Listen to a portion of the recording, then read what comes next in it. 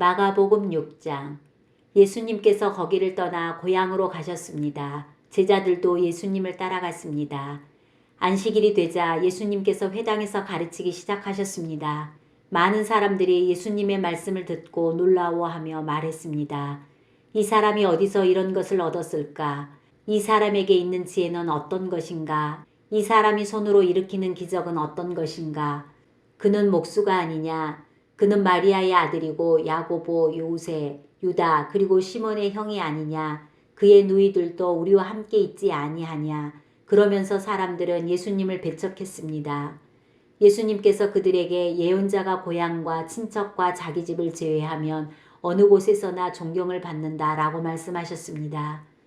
예수님께서는 몇 명의 환자에게 손을 얹어 고쳐주셨을 뿐 많은 기적을 일으킬 수 없었습니다. 예수님께서는 그들이 믿지 않음에 놀라셨습니다. 그 후 예수님께서 마을을 두루 다니시며 가르치셨습니다. 예수님께서 12제자를 불러 2사람씩 보내기 시작하셨습니다. 그리고 그들에게 더러운 귀신을 쫓는 권세를 주셨습니다. 예수님께서 제자들에게 명하기를 여행할 때는 지팡이 외에 아무것도 가지고 다니지 말고 빵이나 가방도 가지지 말며 주머니에 돈도 놓고 다니지 말라고 하셨습니다. 또한 신발 신고 옷도 2벌씩 갖지 말라고 하셨습니다. 예수님께서 이어서 말씀하셨습니다. 어느 집에 들어가든지 마을을 떠날 때까지 거기 머무르도록 해라. 너희를 받아들이지 않거나 말씀에 귀를 기울이지 않으면 그곳에서 나올 때 신발에 묻은 먼지를 털어버려서 그들에게 증거로 삼아라. 제자들은 가서 사람들에게 회개하라고 전하였습니다. 또 많은 귀신들을 쫓아내고 많은 환자들에게 기름을 부어 병을 고쳐주었습니다. 예수님의 이름이 널리 알려져서 헤롯 왕도 예수님의 소문을 들었습니다. 사람들은 침례자 요한이 죽은 사람들 가운데서 살아난 거야. 그러니까 이런 기적이 그분에게서 나오는 거야 하고 말했습니다. 어떤 사람들은 이렇게도 말했습니다. 그분은 엘리야다. 또 다른 사람들은 그분은 옛날에 있었던 예언자와 똑같은 예언자야 라고 말했습니다.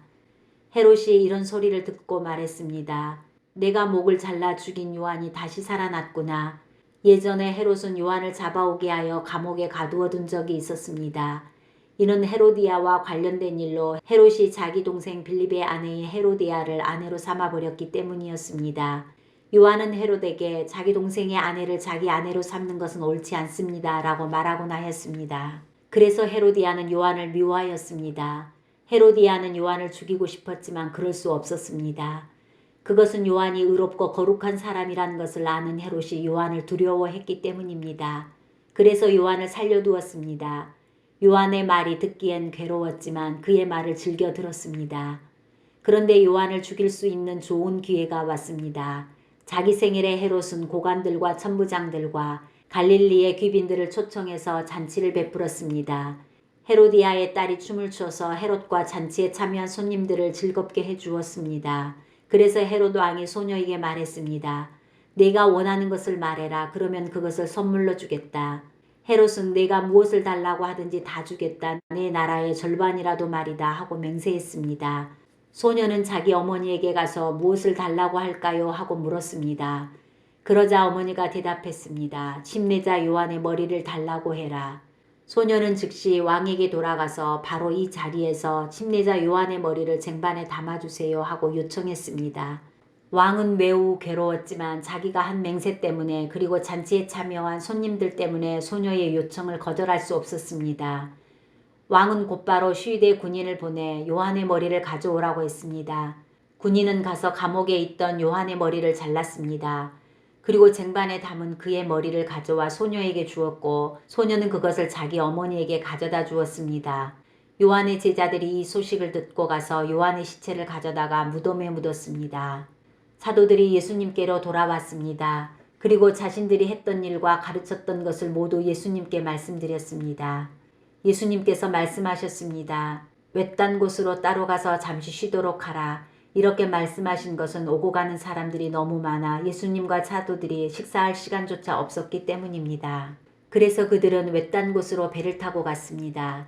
그러나 떠나는 모습을 보고 사람들이 그들인 줄 알아챘습니다. 그래서 사람들은 여러 성읍에서 길을 따라 함께 달려가서 그들보다 먼저 그곳에 이르렀습니다. 예수님께서 배에서 내리시면서 많은 사람들을 보셨습니다. 예수님께서는 그들을 불쌍히 여기셨는데 그것은 그들이 마치 목자 없는 양과 같았기 때문입니다. 예수님께서는 그들에게 많은 것을 가르쳐 주셨습니다.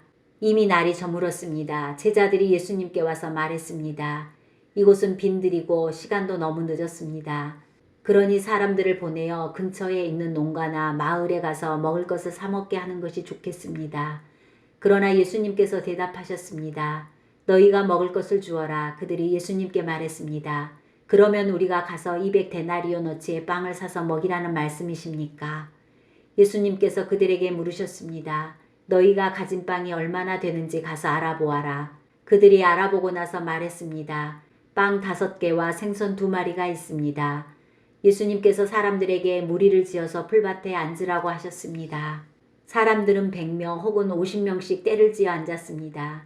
예수님께서 빵 5개와 생선 2마리를 들고 하늘을 우러러보시며 감사기도를 드리셨습니다. 그리고 제자들에게 빵을 떼어서 나누어 주도록 했습니다. 그리고 생선 2마리도 나누어 주셨습니다. 모든 사람들이 배불리 먹었습니다. 제자들은 12광주리의 남은 빵 조각과 물고기를 거두어 드렸습니다. 빵을 먹은 남자 어른은 5,000명이었습니다.